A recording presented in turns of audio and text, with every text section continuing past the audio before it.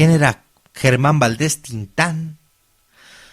Germán Genaro Cipriano Gómez Valdés Castillo, actor mexicano, uno de los cómicos más importantes del cine mexicano, que hizo varias de las películas más chingonas, más chistosas del siglo pasado. Un cabrón con un timing y con una improvisación, con un ángel, un carisma y con un don nato para hacerte reír. De hecho, le hacía el paro a sus hermanos y les daba algunos papeles en sus películas. Su hermano Ramón Valdés, quien alcanzó fama internacional con El Chavo del Ocho y El Chapulín Colorado, y su hermano Manuel Valdés, Loco Valdés, mismo al que yo considero en extremo sobrevalorado, pero bueno, al final tuvo cierto éxito. Tintán nació en el DF, pero anduvo en la frontera y ahí se contagió del Spanglish fronterizo, herramientas con las que forjó el personaje del Pachuco, con el que hasta la fecha se le identifica. En los 40, cuando inició todo, hubo un debate por ahí por su caracterización. En aquel tiempo el Pachuco era algo muy mal visto. Incluso José Vasconcelos lo troleó bien cabrón, mientras que Salvador Novo y José Revueltas lo defendieron a ultranza. Al final Tintán debutó en el cine. También fue un cantante, digamos, destacado y actor de doblaje. Su trabajo en El Libro de la Selva es todo un clásico, así como el de Los Aristogatos. Tuvo un chinguero de películas, entre las más, digamos, que yo conozco, porque son muchísimas. Está Chanoc contra el tigre y el vampiro. Está Caín, Abel y el otro. Está el Capitán Mantarraya, que yo fui a ver al Cine Rex de Toluca cuando vivía de aquel lado. Está Loco por ellas, Los fantasmas burlones. Está El violetero, El fantasma de la opereta, La tijera de oro, Vagabundo y millonario, Rebelde sin causa, Las mil y una noches de Tintán, Locos peligrosos, Los tres mosqueteros y medio, El gato sin botas, Lo que le pasó a Sansón, Escuela de vagabundos, El vizconde de Montecristo, Reportaje, La isla de las mujeres, El bello durmiente, El ceniciento, película de la que vamos a hablar hoy, Mátenme porque me muero, El revoltoso, también de Dolor se canta con Pedro Infante, Tintán en una actuación especial. Hay amor como me has puesto, Sinbad el mareado, La marca del zorrillo, El rey del barrio, Calabacitas tiernas con Silvia Pinal, Músico, poeta y loco, etcétera, etcétera. Y bueno, así como Jesucristo, Mahatma Gandhi y Hitler y otros personajes habían sido considerados para aparecer en la portada del disco Sgt. Pepper's Lonely Hearts Club Band de los Beatles, Germán Valdés Tintán también fue tomado en cuenta para ello. A último momento el comediante mexicano decidió no aparecer y solicitó ser reemplazado por un árbol de la vida. Es una artesanía típica de México y bueno, al final Ringo Starr accedió a dicha petición. Les dejo un texto de Guillermo Aguilera de supermexicanos.com que me parece que es valioso para adentrarnos en el mito y en la leyenda de lo que era Germán Valdés Tintán. Indisciplinado, parrandero, desorganizado, mujeriego, impuntual, inteligentísimo, alegre, simpático, bondadoso, generoso y muy trabajador y profesional, así era Germán Valdés Tintán. Gilberto Martínez Solares me platicó en una entrevista que cierta vez Germán no llegó al estudio donde filmaban una película. Por un amigo supimos que se le había ocurrido irse a Londres con la Chula Prieto, una bella estrellita, a ver la clausura de las Olimpiadas del 48, en la que Humberto Mariles y el equipo ecuestre de México ganaron medallas de oro. Cuando regresó me encontró a la puerta de los estudios y me dijo: Don Gil, no sabe qué pena tengo, pero fíjese que cuando salía de la casa al despedirme de Rosalía Julián, una de las hermanas Julián, cantantes con la que estaba casado, su hermano Ramón se casó con la otra hermana, me dio un beso tan apasionado que me regresé y me quedé con ella 2 días en la cama.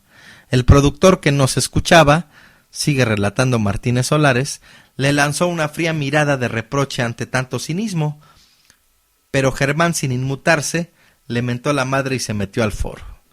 Eran sus años dorados. El cine mexicano contaba con actores como Pedro Infante, Jorge Negrete, productores como Felipe Mier. Podían darse el lujo de enviar circulares a los países latinoamericanos anunciando que estaba por filmarse otra película de Tintán. Se hacía una sinopsis y se listaba el reparto para a continuación ofrecer la exclusiva a alguna compañía de cada país e invitarla a enviar entre $25,000 y $30,000 para financiar la cinta, y así, recordaba Martínez Solares, se reunían cantidades impresionantes de dinero. Entre $800,000 y $1,000,000 se gastaban $300,000 en una película y el resto era ganancia aún antes de exhibirla. Cuando se enviaban las copias de las cintas a los países participantes, se recibían de regreso muchos dólares más, hasta $100,000 en un año. Por eso Tintán podía darse esos lujos, como hacer viajes repentinos a Europa, además de comprar cada año un Cadillac, o irse los fines de semana a Acapulco a pasear en su yate el Tintavento, nombre que llevaron 3 embarcaciones que tuvieron final de película. Una se quemó, la segunda se estrelló durante un huracán contra el kiosco del Zócalo acapulqueño, y la tercera se hundió en el muelle de Icacos. Esta es la historia del primer Tintavento. Cuando se empezó a quemar el primer Tintavento, el propietario, medio dormido, tomó una cubeta y lanzó el contenido contra las llamas. El líquido era gasolina que salpicó el brazo del improvisado bombero. Desesperado, este corrió por la cubierta con la extremidad convertida en una antorcha hasta que se arrojó al agua. Allí lo alcanzó su esposa, quien se encontraba en el yate. Ambos treparon a un bote salvavidas y él, pese al dolor, empezó a remar con todas sus fuerzas para alejarse del fuego. Largos minutos después descubrió que no avanzaba, pues la lancha se mantenía atada al yate. Para su fortuna, la cuerda se quemó y al fin pudo enfilar hacia la orilla. La Chiva. Cuando se construyó la XCJ, el primer teatro estudio para radiodifusión, esta radiodifusora se convirtió en el centro de presentación de varias compañías teatrales. Una de ellas era la de Jorge Maulmer y su medio hermano Edmundo Hernández Gijón, conocido artísticamente como Paco Miller, el ventrílocuo creador de Don Roque. A Germán, a quien por haberse dejado la barba le apodaban la Chiva. Espérenme, déjenme cerrar acá el búnker.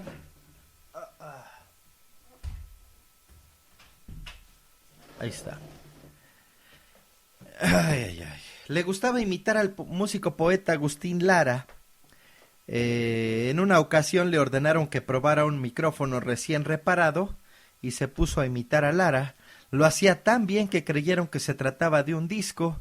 Le gustaba contar a Tintán, entonces le dieron la oportunidad de seguir imitando a Agustín Lara en un programa que se llamó Tintín Laralá, en el que hacía parodias de las canciones del compositor e imitaba a otros artistas de la época. A los 23 años, Germán Valdés se casó por segunda vez con Magdalena Martínez, allá en Ciudad Juárez. Con ellas tuvo un par de hijos y en ese entonces, en 1938, el dueño de la estación, Pedro Meneses, se decidió a crear un personaje llamado Topillo Tapas para presentar a Tintán, que en ese tiempo no era Tintán, del otro lado de la frontera. Meneses cuenta: le compré un traje de esos que los negros de Chicago llamaban suit suite y que consistía en llevarle la contraria a los consejos de economía de Roosevelt en un absurdo atuendo en el que todo es enormemente amplio y largo, el saco, los pantalones, la corbata, el sombrero con una descomunal pluma, los zapatos y la cadena que describe un anchísimo arco sobre el lado derecho del pantalón, y es así como nació el Pachuco. La emisora contaba con un teatro estudio que fue escala obligada para las compañías artísticas que recorrían el norte del país, una de ellas la dirigida por Jorge Maulmer y su medio hermano Edmundo Hernández Gijón, más conocido como Paco Miller. En una de sus visitas a Ciudad Juárez, la compañía llegó sin Donato, su cómico de planta, quien había sido detenido en El Paso por posesión de marihuana. Topillo Tapa sustituyó a Donato durante las presentaciones y tuvo tanto éxito que Miller decidió incorporarlo a su grupo. La compañía viajó a San Francisco y a Los Ángeles y realizó una gira por la costa mexicana del Pacífico y luego por el centro del país, donde Valdés debió cambiar su nombre de batalla, pues había ya una pareja conocida como Planillas y Topillos. Para evitar una demanda legal y pedos de ese tipo, se pusieron a buscar otro nombre. Tintán contó en una entrevista a un reportero de la revista Contenido el origen de su nombre. Cuando me inició como cómico no me llamaba Tintán sino Topillo Tapas. En el mismo año del 43 anduve de gira por el interior de la República con el empresario Jorge Moalme. Todo iba bien excepto dos cosas: el nombre que no pegaba y un argentino que era un dolor de huevos.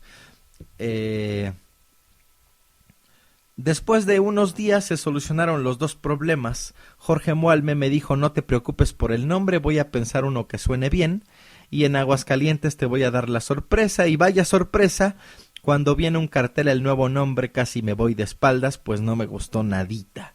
Lo peor fue cuando mis compañeros me miraban muertos de risa y me tiraban carrilla como Tintán. Hasta las campanas me parecían odiosas cuando lo recuerdo. No te preocupes, me dijo Jorge Moalme, el nombre es bueno. De hecho, en Sudamérica hubo hace un poco un cómico con ese nombre y se hizo famoso, solo que en Ecuador hablaba mal de Perú y en Perú hablaba mal contra Ecuador, hasta que un día lo atoraron, descubrieron su juego y casi lo matan. Me convenció y desde entonces soy Tintán y no me arrepiento. En cuanto al argentino, pues un par de bromas bastaron para calmarlo y se acabó el problema. El 1 de noviembre del 43 se anunció en los periódicos de la capital la compañía de Maulmer y Miller, en la que figuraban Agustín Lara, Miguelito Valdés, La Panchita, Tatanacho, Mercedes Caraza, Los Calaveras, María Victoria, Meche Barba y Tintán, el cómico que no se parece a nadie, nuevo as del teatro en México.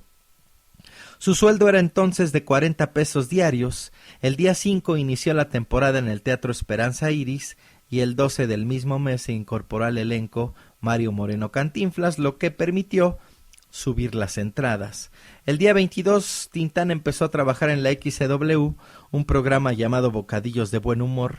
El 12 de diciembre, al terminar la temporada en el Teatro Iris, de inmediato fue contratado para presentarse en el Follies y luego en el Patio, el centro nocturno más importante de los años 40. Sobre cómo conoció a Marcelo, Tintán contaba que por allá de 1943 trabajaba él en la XCJ de Ciudad Juárez como locutor, cancionista, maestro de ceremonias, escritor de scripts, operador, mecánico, barrendero. Por entonces pasó el empresario Paco Miller. ¿Y dónde quedó mi chancla?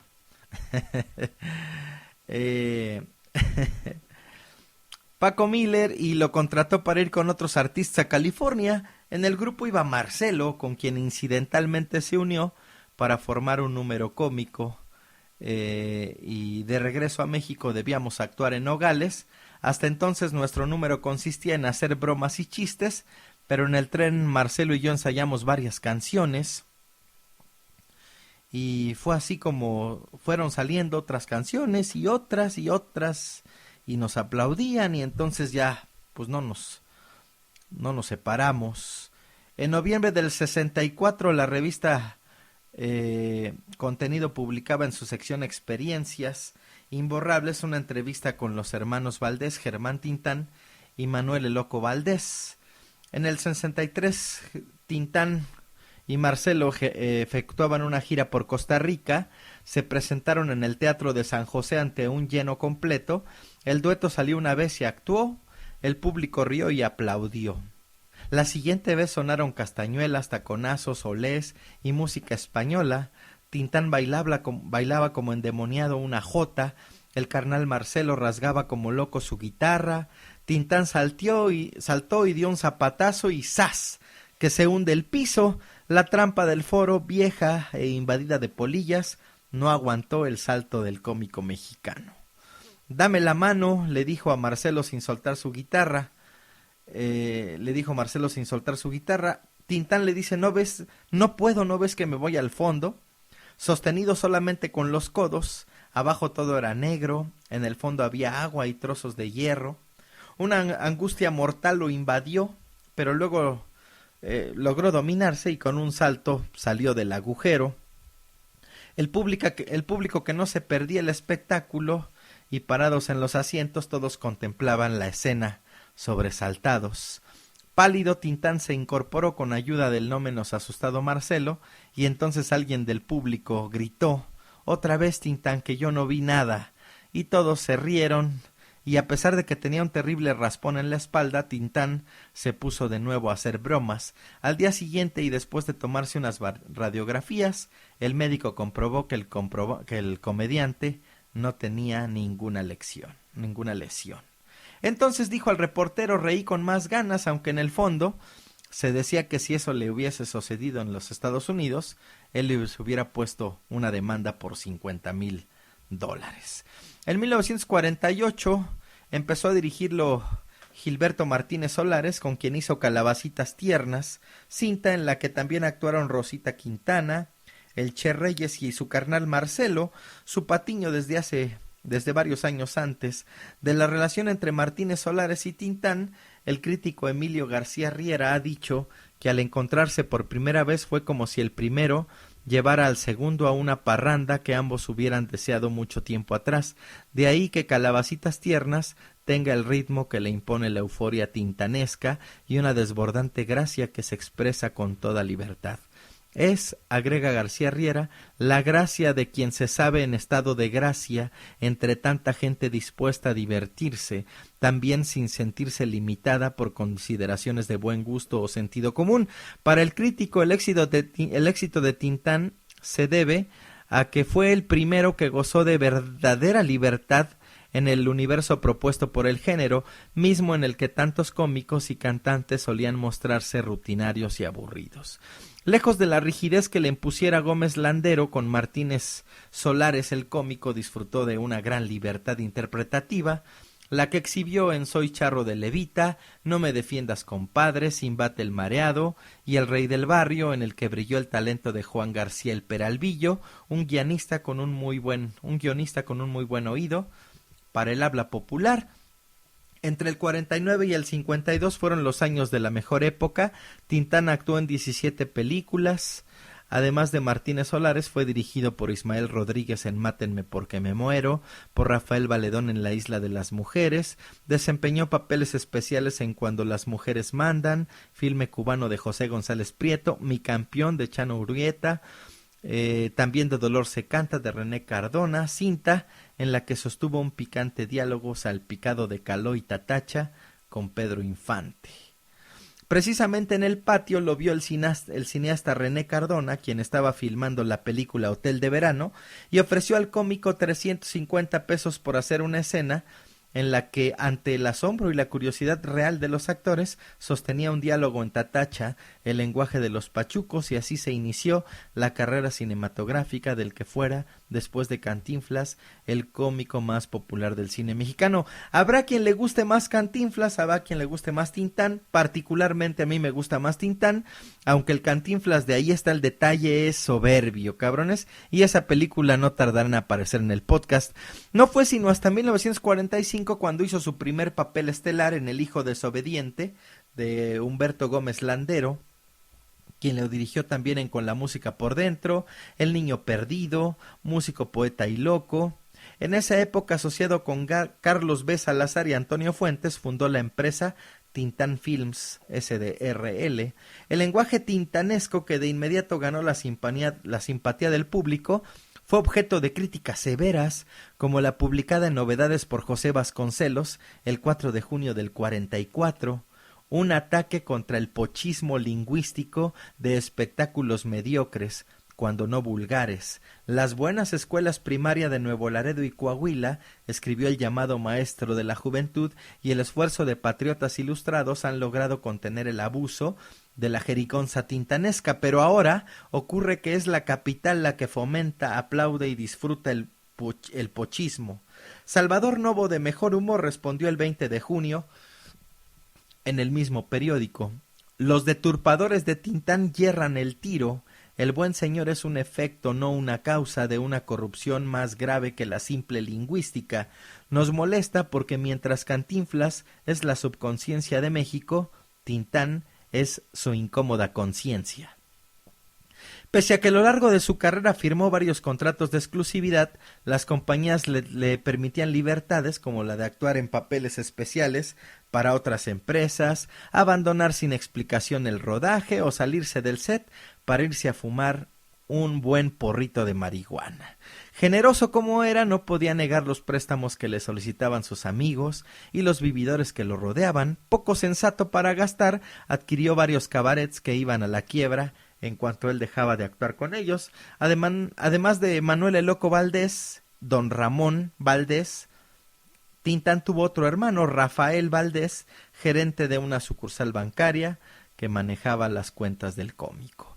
Las esposas fueron tres: Magdalena Martínez, con la que tuvo dos hijos, Micaela Vargas, madre de otro par, y Rosalía, una de las hermanas Julián, viuda en el 73, evidentemente de Tintán, con dos niños más. A partir del 53 comenzó su decadencia, que se prolongaría a lo largo de los siguientes 20 años. Tintán aceptaba cuanto papel le proponían y llegó a darse el caso que se estrenaran simultáneamente 5 churros suyos, cada uno más detestable que el otro. En la década de los 70, ya en completa decadencia, aceptó hasta papeles secundarios. Así apareció como Tsecup en la serie Chanoc, en la que ni siquiera lo salvó la dirección de Gilberto Martínez Solares. En la misma época participó en un bodrio llamado El increíble profesor Sobek, que también lo dirigió en una película que se llamó La disputa y Noche de muerte, películas que se proyectaron con más pena que gloria, evidenciando así que los días de grandeza de Tintán habían quedado muy atrás. El 29 de junio del 73, 83, 93, 2003, ya va a ser casi 40 años, el cómico falleció. Con su muerte iba a iniciarse una justa revaloración de la crítica y un culto que se oficia por televisión para deleite de los tintanómanos enfrentados con regocijo a la incómoda conciencia de México que en su momento advirtió Salvador Novo.